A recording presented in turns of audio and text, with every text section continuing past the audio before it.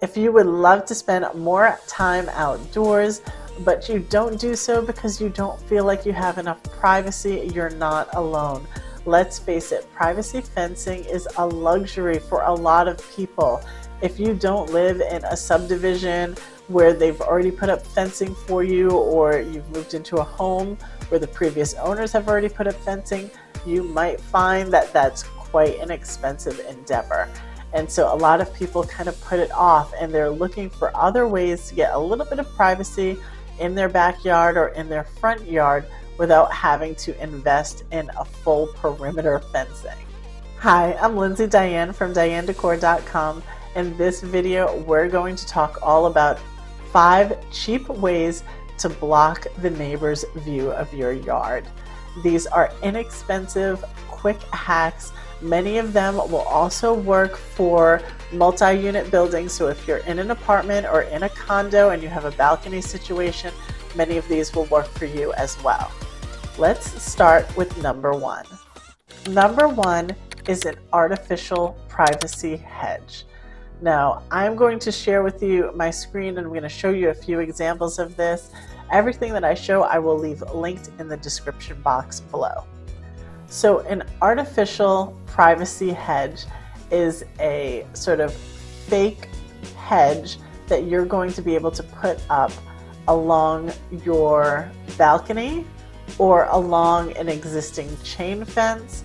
You can also use stakes to create your own perimeter if you don't have any type of existing fencing. It will still work with some stakes in the ground, and you're just going to connect from stake to stake. Now, this is going to be sold either in tiles that you can install or in a roll that you can kind of roll out, and you'll use zip ties to attach that hedge to either your stakes or your railing or an existing chain link fence. You can also use these if you have an arbor outside. You can go from post to post. If you have a porch, a front porch, again, you can go from post to post. There are a lot of different applications for this artificial privacy hedge.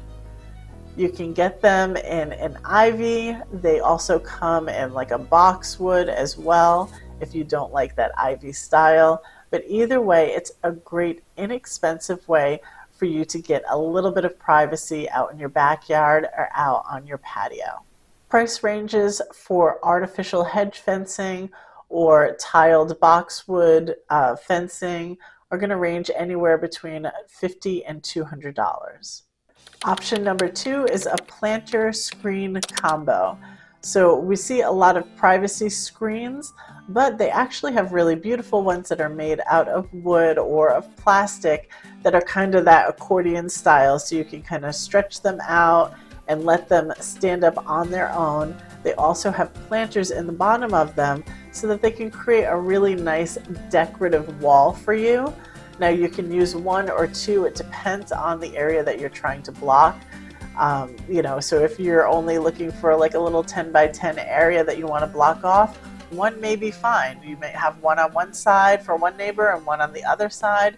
You can fill your planter boxes with any sort of potted flower that you want. You could even pot artificial flowers if you wanted to. Either way, this is a really great, inexpensive way to get a little bit of privacy. Depending on the size of the screen, you're looking at a cost between $100 and $300. There are a lot of different variations, so I'm going to put a few on the screen.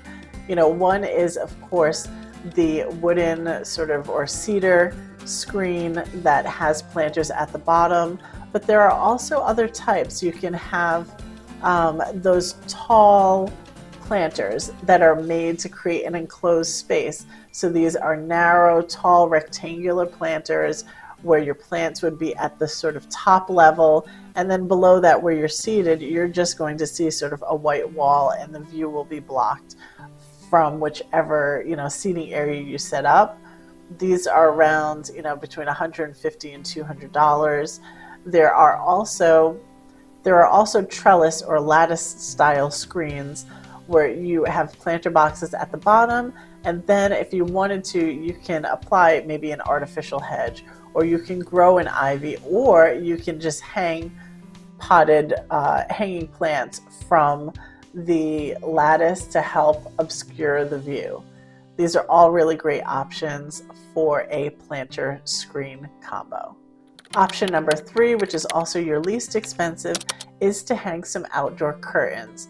Now this will run you between maybe $30 and $80 for a few panels of curtain.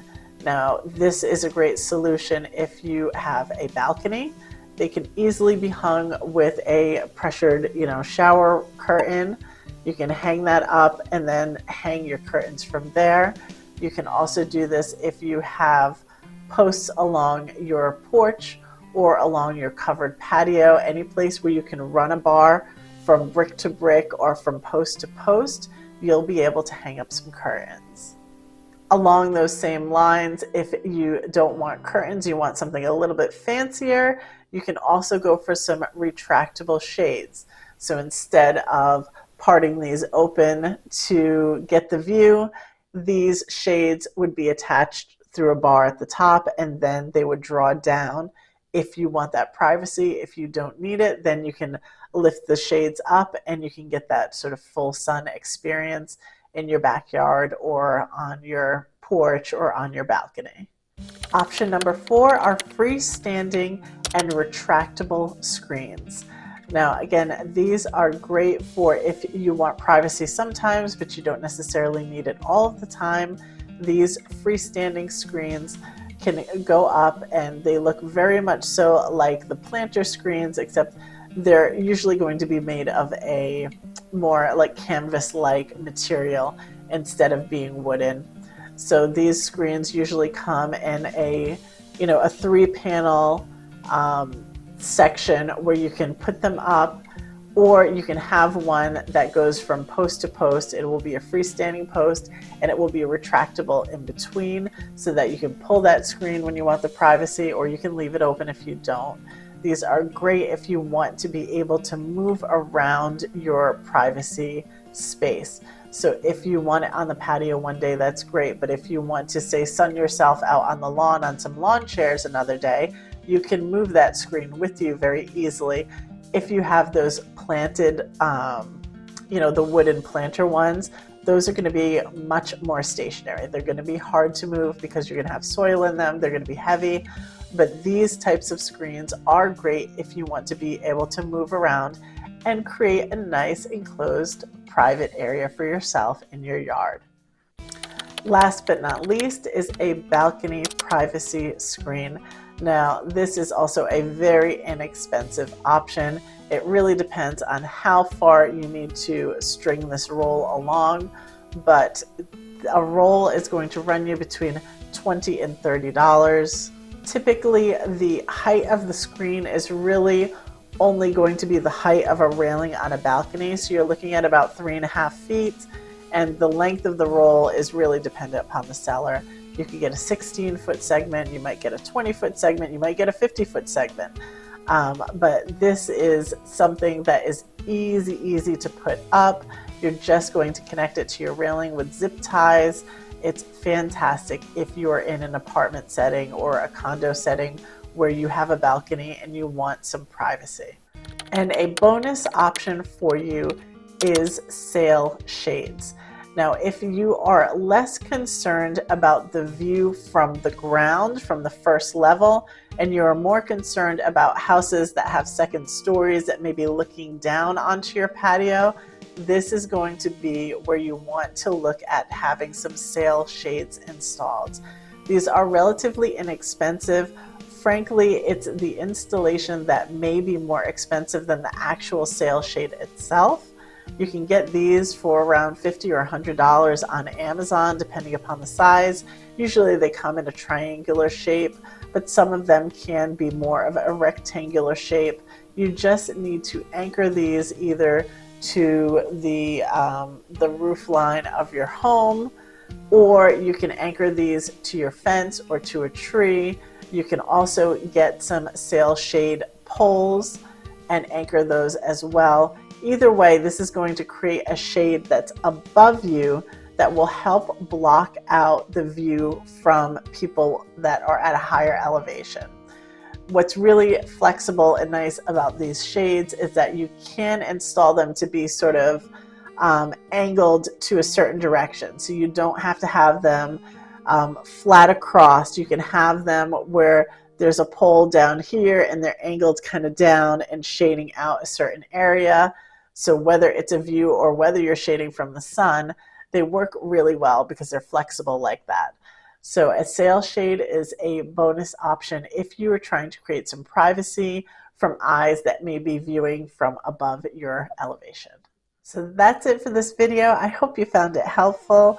Don't forget to visit me at dianedecor.com. I post all about outdoor decorating ideas over there. If you like this video, please give it a like and consider subscribing to my channel. I'll see you in the next one. Thanks for watching. Bye.